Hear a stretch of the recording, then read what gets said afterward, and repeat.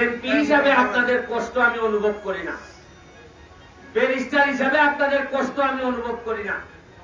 Barrister হইতে গিয়ে লন্ডনে প্রতিদিন 8 ঘন্টা ট্রলি ফেলতাম আর 5 ঘন্টা মানুষের বাড়িতে বাড়িতে ডেলিভারি ম্যান হিসাবে ডেলিভারি দিতাম খাবার।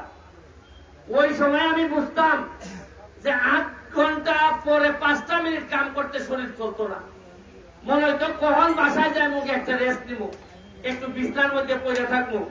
সুতরাং আপনাদের এই কষ্টগুলো আমি একেবারে ঘাম দিয়ে বুঝার চেষ্টা করি এবং আমি বুঝি বলেই নির্বাচিত হওয়ার পরেই প্রথমে যখন ময়লা পরিষ্কারের জন্য পানিতে ডুব দিয়েছিলাম, ডুবতে উঠেই আমার মনে হয়েছে সিএনজি একেবারে তার বাসস্থান ছাড়া থাকতে পারে না। আপনারা অনেকে মনে করেন যে আমরা মনে হয় তুষাদুষি করি। তুষাদুষি করি না রে ভাই, যে আমাদের ভাগ করে নষ্ট করছে তার ব্যাপারে কিছু দীর্ঘ নিঃশ্বাস ফেলানোর অধিকার তো আমাদের আছে। আচ্ছা, আমাদের সোনারঘাটের কি কম ছিল যে গত 40 বছর ধরে আমরা একটা স্ট্যান্ড বানাইতে পারি না? আমরা এমপি পাইছি, আমরা মন্ত্রী পাইছি, আমরা বড় বড় বক্তব্য দেওয়ার লোক পাইছি, কিন্তু একটা স্ট্যান্ড বানানোর লোক পাই নাই। আরে খালি স্ট্যান্ড কেন, আমি তো কথা দিয়ে যাচ্ছি আপনাদেরকে, যদি বেঁচে থাকি প্রতি বছর যে 1 মে হবে, প্রতি বছর একটা অনুষ্ঠান করে আপনাদের জন্য নতুন নতুন সম্ভাবনার কথা আমি আইসা বলে যাব। এই মরা নদীতে বাঁচাইতে গিয়া, নদীটারে বাঁচাইতে গিয়া আর আপনাদের 2টা স্ট্যান্ড করতে গিয়ে এই পর্যন্ত খরচ হয়েছে প্রায় 75 লাখ টাকা। কাদির ভাই আমারে বলছে যে 2 লাখ টাকা অন্তত নেই। আমি বললাম কাদির ভাই খার কাছ থেকে টাকা নিতাম, এ বেটায় যদি সিএনজির বেটায় যদি টাকা আমাদের দেওয়ার লাগে 2 লাখ, এ বেটায় যাত্রীর কাছ থেকে নেওয়ার লাগতো না টাকা? সিএনজির ড্রাইভারও বিপদে পড়বো, যাত্রীও বিপদে পড়বো। 8 টাকা আমি তোমার কাছ থেকে কেড়ে নিতাম, রাষ্ট্র এবং শেখ হাসিনা আমার এদিকে টাকা দিয়ে বড়াই নিতেছে। কিতা টাকা 10 বছর করছেন, কিতা হিসাব চাইল তুই বাক তুই বাইরে দেশ থেকে। এই 10-15 বছর ধরে এই টাকা গেল। আমি দেখি মাত্র 4 মাসে জননেত্রী শেখ হাসিনা আমারে 29 কোটি টাকা বরাদ্দ দিচ্ছে। কত কোটি? 2 লাখ টাকা দেওয়া যায় না সিএনজি রে।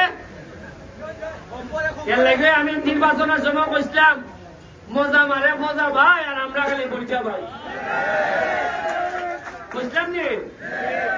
ওই উনকা প্রতিটা দাবে দাবে বাড়ি আইব, কিতা কিতা বরাদ্দ দেয়। উনি দুঃখের কথা কিতা কইতাম, ঈদের সময় যে জননেত্রী শেখ হাসিনা যে শাড়ি আর লুঙ্গি দেয়, এটা আগে জীবনে উনছিলানি কোনদিন? এবার আমি ঘোষণা দিয়া কইলাম জননেত্রী শেখ হাসিনা 400 শাড়ি দিছেন আর এই লুঙ্গি উঙ্গি দিছেন। আমি কিতা করলাম, সবাই দিয়া বর্তন করে ইউনিয়নে দিয়া সাইডে দিলাম। আমি কিন্তু ঘরে ঘরে গেছি। তার মনে কিরাত মজা এরা পাইছে। আগে যারা জীবনের শাড়ির কথা কইছে না, পুরাটাই মাইনে দিচ্ছেন মনে হয়। এরই আজকে কয় শাড়ি দিচ্ছেন ঠিক, ওই 2টা শাড়ি বন্ধুর বলে দিলেছে। মানে আমার কেটা কেটা কয় ওই ইতিহাসের কিতা কাম করতা, এটা দিয়ে মাইরা দেওয়া বেলা ভাই, মাইরা দিলে খেয়েও জানলো না। আর ওকে দিশতে বন্ধুর বলে দিলেছ। এরপরেও নয়, আমি ব্যারিস্টার সুমন, আমার বাপ বাচ্চা আসেননি বাচ্চা, আমার ভাই দেশে তখন দেন লন্ডন, আমার সব বই তখন পুরানো কানাডা আমেরিকা, আমার বউ বুড়াবুড়িও নাই, আমার ভাই নাই, আমার চাচা নাই, আমার মামু জেলাইন আসবেন নিলেন সব মিলে গিয়ে আপনার মেসাপ ওই কুকাওরা শুনছেন কোনদিন আমার কোন মামুর না। এর বড় আমি যে আপনারা কিছু লোক লইয়া চলে, এরা কিলায় আপ তুলে লাগছে, কিলায় ওই কিতা কয় হারভেস্টার মেশিন কিনে লাগছে। আল্লাহ যে বাঁচাইছেন, যদি আমার ভাই এন চাষতুর ভাই এন থাকতো ডেলি মনে আমার একবার ওখানে ছেড়ে দিলাম। এখন আমার সাথে যারা থাকে ভাই, আমি না ওই সিদ্ধান্ত নিছি আগুনে বুঝা যতদিন এমপি আছি একটা টাকা বানাইতাম না। আমারে যারা খাদির ভাই আমার সাথে আছে, সাজিদ আমার সাথে আছে, সিএনজি সেক্রেটারি, এরা কি আমার মতোই বাবা? আমার ভিসে যারা আছে এরা কি সংসার নাই? এরা কি একটা উনানা আবেদন করলে অসুবিধা আছে? এই আবেদনে এরা করতে পারতো না। আর হবিগঞ্জের কিছু লোক এরা আমরার সম্পদ খায়। এখন আমরার কোন পালা নেতা তৈরি হইলে কেমনে সংবাদপত্রের নিউজ ইটাইটা করে আমরা নেতা লাইন নষ্ট করতো, ইটার লেগে এরা বুঝে নেই। এমন কোন ব্যবসা বাদ আছে হবিগঞ্জে যায় না? পার্সেন্টেজ যায় না?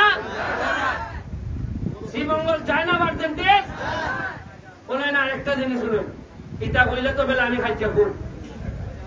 ওই যে চা বাগান আছে না, আমরা চা বাগান আছে নি, চা বাগানের কম এরা চা বাগানের শ্রমিকরা বাঙ্গারা আটা খায়, জানেন নি আপনারা? এটা ই কম বাঙ্গা দেওয়ার যে ব্যবসাটা, এই ব্যবসাটা আগে আছে সোনারঘাটে। এই ব্যবসাটা বাড়ি দিয়ে লই গেছেন শ্রীমঙ্গলের লোকে, গুনানের লোকে। এখন নেওয়ান জ্ঞানে এখন সোনারঘাটের মানুষ আমার ইয়ে করতেছে, কয় ভাই শ্রীমঙ্গলের মানুষে এরার বাগানের ব্যবসাও করে, আবার আমদার বাগানের ব্যবসা করে। আমদার কি সোনারঘাটের মানুষের কি সোনারঘাটের ব্যবসা করার অধিকার নাই?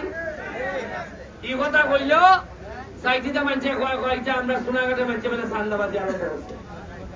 মানে ব্যবসা পালাও করতে পারতো না তুমি, তাও তুমি বিপদ করবা।